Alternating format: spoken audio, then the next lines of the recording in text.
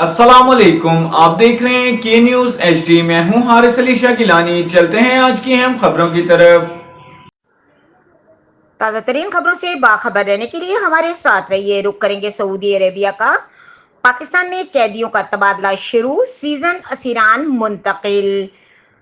پاکستان اور سعودی عرب کے درمیان قیدیوں کے تبادلے کے معاہدے پر عمل درآمد کا آغاز ہو گیا ہے، جس کے تحت سعودی عرب میں قیدی پاکستانیوں کو پاکستان منتقل کیا جا رہا ہے۔ پاکستان کے سفیر احمد فاروق نے اس بات کی تصدیق کی کہ سعودی عرب میں قید پاکستانی قیدیوں کو پاکستان منتقل کیا جا رہا ہے۔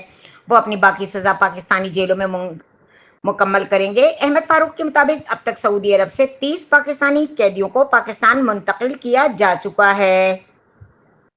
سعودی عرب سے قیدیوں کی واپسی کے سلسلے میں 3 گروپوں کی صورت میں قیدیوں کو پاکستان بھیجا گیا ہے، اور اس دوران مزید 419 قیدیوں کی وطن واپسی کے لیے قانونی کارروائی جلد مکمل کر لی جائے گی۔ پاکستانی سفیر نے بتایا کہ سعودی جیلوں میں قید پاکستانی قیدیوں میں سے 70% منشیات کے مقدمات میں گرفتار ہیں۔ یاد رہے کہ سعودی عرب اور پاکستان کے درمیان قیدیوں کے تبادلے کا معاہدہ 2022 میں طے پایا تھا، جس کا مقصد دونوں ممالک میں قید غیر ملکیوں کو اپنے وطن میں سزا مکمل کرنے کی سہولت فراہم کرنا ہے۔ اس معاہدے پر عمل درآمد سے سینکڑوں پاکستانی خاندانوں کو اپنے پیاروں کی وطن واپسی کی امید بندھی ہے۔